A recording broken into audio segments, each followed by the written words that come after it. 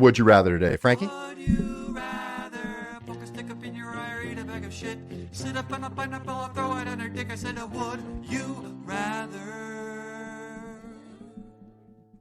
Makes me laugh every time. Every Thank time. you, Sister. All right. All right. Our Would You Rather today, we're going to look at a couple of stacks. Let's compare two stacks. Right now, one of my favorite stacks that I'm going after for sure this year, we've got Lamar Jackson and Mark Andrews stack. Baltimore Ravens connection. Mark Andrews is healthy. Lamar Jackson is healthy. I love this stack. Now, you're looking at taking these guys. You're looking at Mark Andrews in the third round. Lamar Jackson, he's right around that third round as well. You almost have to do it at the end, right, Frank? You almost have to stack it up at the turn there. But it's definitely doable, and it's something that if I can do, I'm trying to do it. So we're going to look at Lamar Jackson and Mark Andrews versus Trevor Lawrence and Calvin Ridley. Yeah, it's the new hotness. There's a lot of question marks with this one, of course. We're all expecting Trevor Lawrence, Sir Trevor, to take the next step forward. And Calvin Ridley is one of the biggest question marks in the entire draft, in the league right now, really, to be honest. Trevor Lawrence and Calvin Ridley. Calvin Ridley is a fourth round pick right now, correct? Yep, that's correct. Yeah. Trevor Lawrence going in the fifth. So this is definitely a feasible stack that you can put together. So Frankie, break it down for me. Like, let's go with Lamar Jackson, Mark Andrews versus Trevor Lawrence, Calvin Ridley.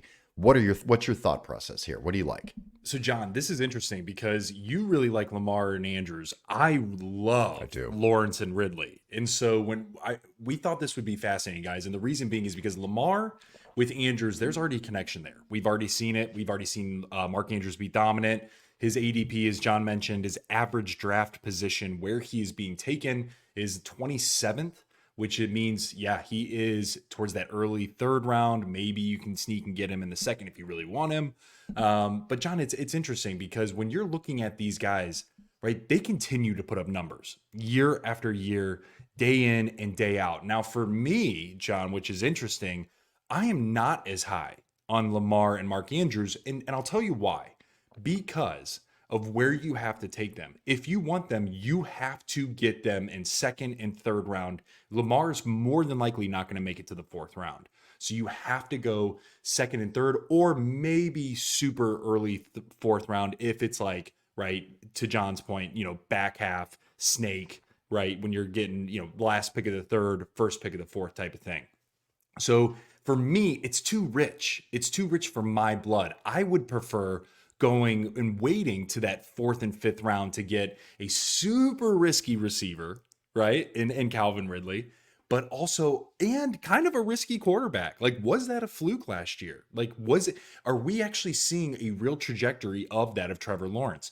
But the reason why I love Trevor Lawrence and Calvin Ridley is because I can potentially set up my team in a way where I can go running back early, running back again, and then potentially go a receiver one, right? And then pair that with Calvin Ridley and then go Trevor Lawrence. So for me, I can stack my team in a way that ends up being more anchored at running back. That way I can take a more risky pick towards that of a Calvin Ridley and even a Trevor Lawrence. And then maybe what I'll do is I'll take that, one of my late round picks, taking a backup QB or, getting heavier in the receiver room compared to John.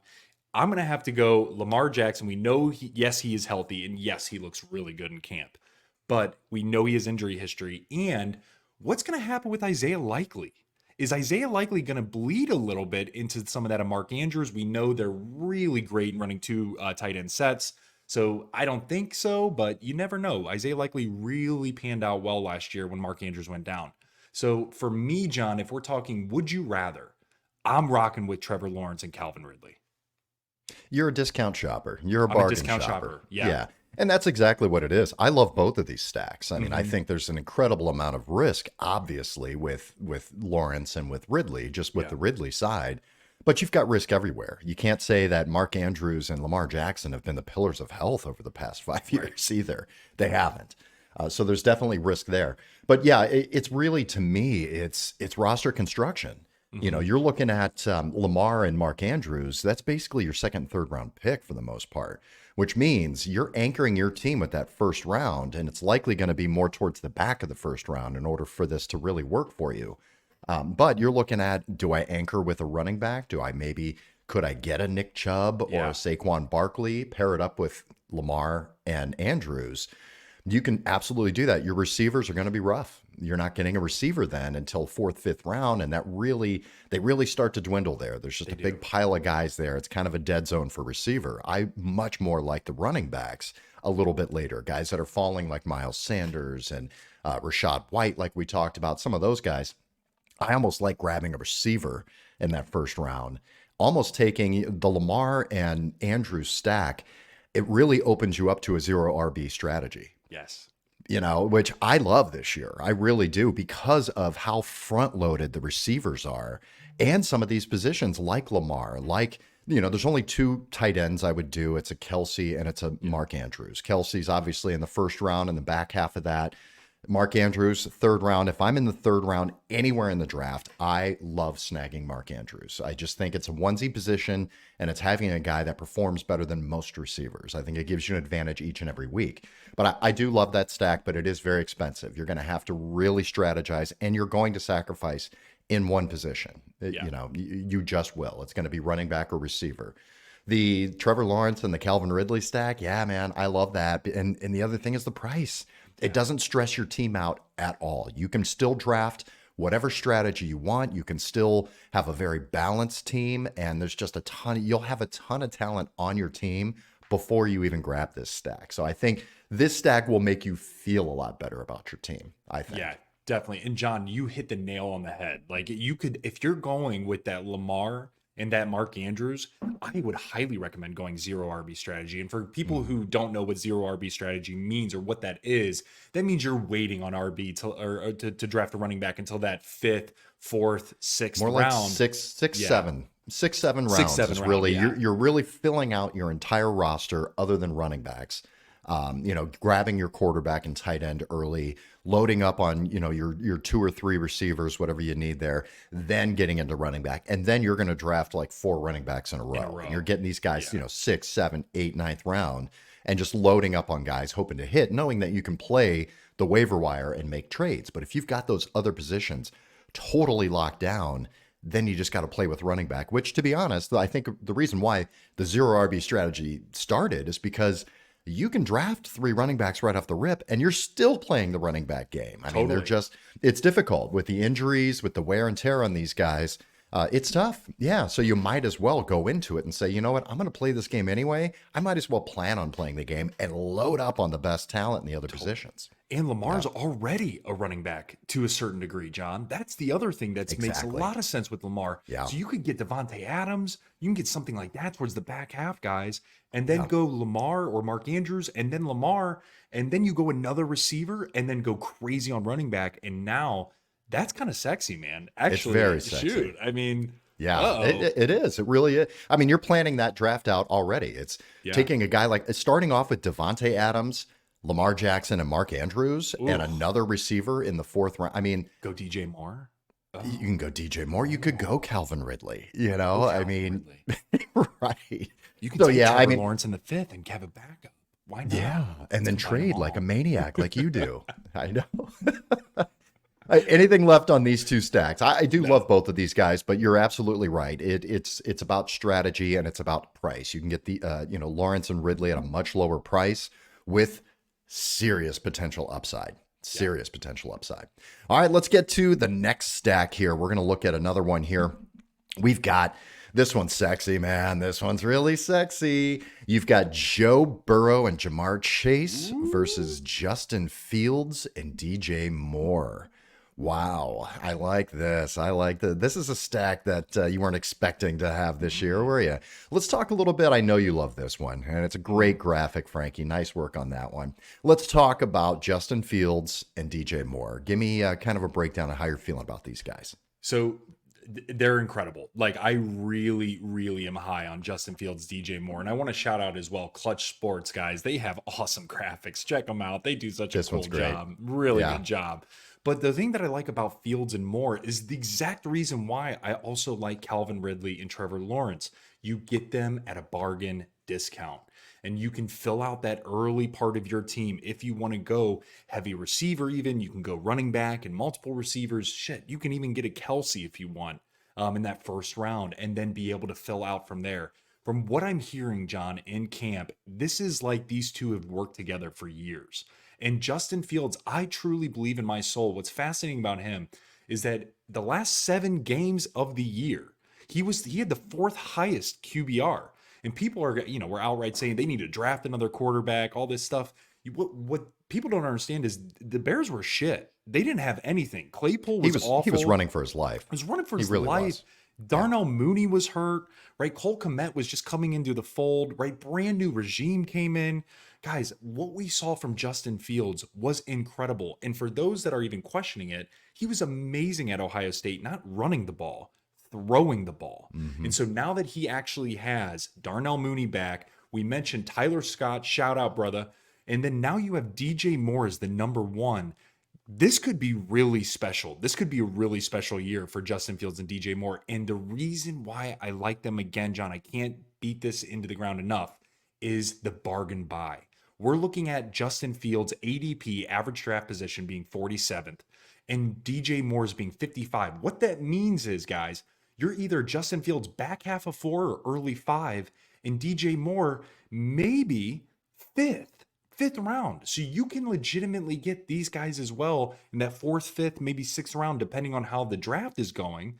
And now you're set up for a very early push and getting maybe that Nick Chubb or getting maybe Bijan Robinson or Travis Kelce, and you start building up from there. Very similar to that, again, as I mentioned, Trevor Lawrence and Calvin Ridley.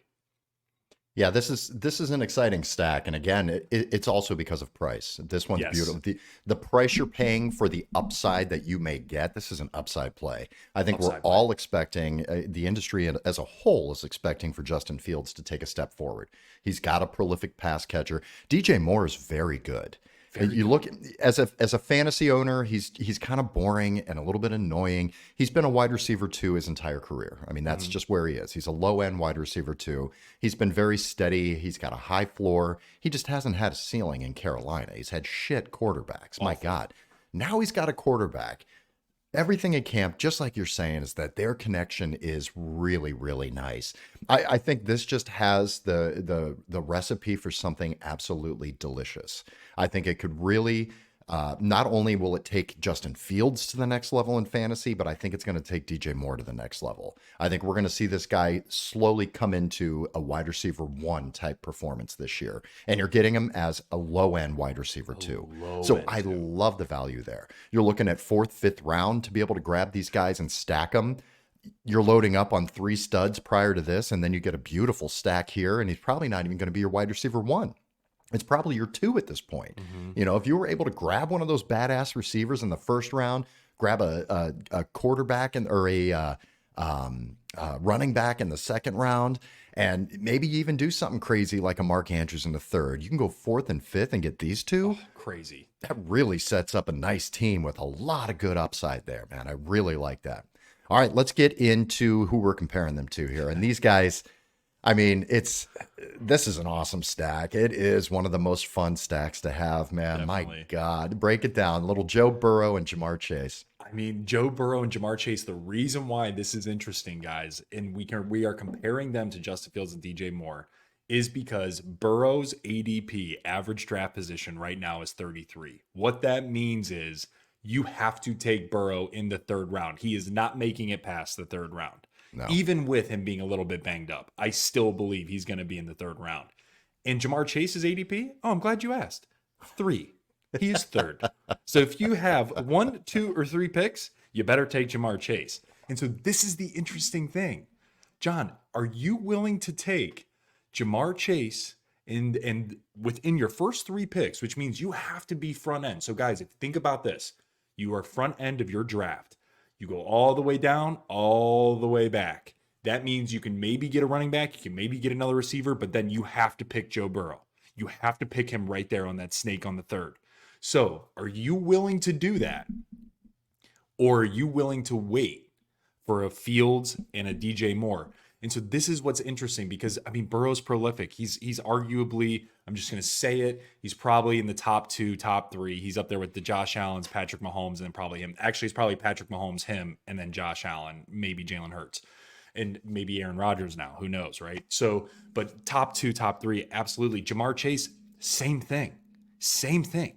Top 2, top 3 in your position. So you're telling me that you could have the top 2 guys in their prospective positions, but you're paying the highest price point possible. That's the decision you're going to be looking at if you choose a stack. So, John, I'm curious to know your thought. For me, again, I'm a bargain buyer because of the way I strategize. I'm active as shit, and I'm trying to trade constantly. But for those that maybe just want to sit and like to your point, eat a delicious meal and know that it's already pre-cooked, steaks there, baby, it's medium rare, and you don't got to do a damn thing to it, right? Would you rather have that, or do you want to, have a microwave meal that you got to kind of makeshift a bit? I'm hungry. I want something tasty, baby. I want the steak, man. What are you talking about? Yeah, you and I draft very similarly. I'm kind of a bargain shopper as well. I like to put together teams based on, values of guys. But sometimes if you want good players, you got to take them at their ceiling. I mean, J'Marr Chase is arguably 1 overall. You could make the argument. You could absolutely make the argument. Yeah, I think you could. But he's definitely in those top 3 picks. I mean, he's generally at number 2. It's usually Jefferson, Chase, McCaffrey, and you can interchange those 3. But it's expensive, but you know what? It's fun, man. I mean, it's like what we talked about with Lamar and Mark Andrews. This one's even more fun because it's exciting to watch, And again, if you're looking at doing this, could lend itself to a 0 RB strategy. You're taking these guys in your first round and your third round, and you're going to be right in the beginning there. You're going to be right on the turn. So you could come back and go wide receiver, take Burrow, and maybe fill in a round 4 with maybe you can snag a Mark Andrews if he falls to you there, or even look at a Kyle Pitts to put in your roster, put another receiver there. There's things you can do, but yeah, it's expensive. I mean, you're paying for it, no question about it. Again, Justin Fields, DJ Moore, it's much more of a discount. You're feeling better about your team knowing that you've got a rushing quarterback like Justin Fields with a passing weapon like DJ Moore. If they unlock, you've got a great team. I mean, I think it's really looking at ADPs. If those guys will take the next step forward, which I don't think that's really baked into their ADPs yet. I think they could climb a little bit as preseason goes on. You see some really nice connections with them. I think their ADPs will rise. I think people are starting to wake up to DJ Moore a little bit more, just seeing the opportunity, seeing how things are shaking out there. But at the moment, I think it's just a beautiful, beautiful price for these guys. Yeah. John, question, because I've never actually, just for the listeners and viewers out there, I personally never really target stacks. You always have. Why is it, just curious, that you've always wanted to target stacks? Is it because you just like the connection? Is it because it's fun? Is it because of a strategy? What is that? Because you had Jalen Hurts, AJ Brown last year. The previous years, you had Josh Allen and Stephon Diggs, right? Yep. Like, what is it that you, like, why do you want to do a stack? And what is it about you choosing to do one? There's a lot of data on this now, and you'll see, you can read articles and things, about fantasy football, about doing stacks. And there's a lot of data on just the bonus points you're getting. And there is an advantage. Now you can live and die by the stack as well, but that's why some stacks are so nice because, Joe Burrow, J'Marr Chase, it's very rare that's going to fail you. Sure. Jalen Hurts, AJ Brown, some of the other big stacks, Josh Allen, Stephon Diggs, Kelsey and Mahomes.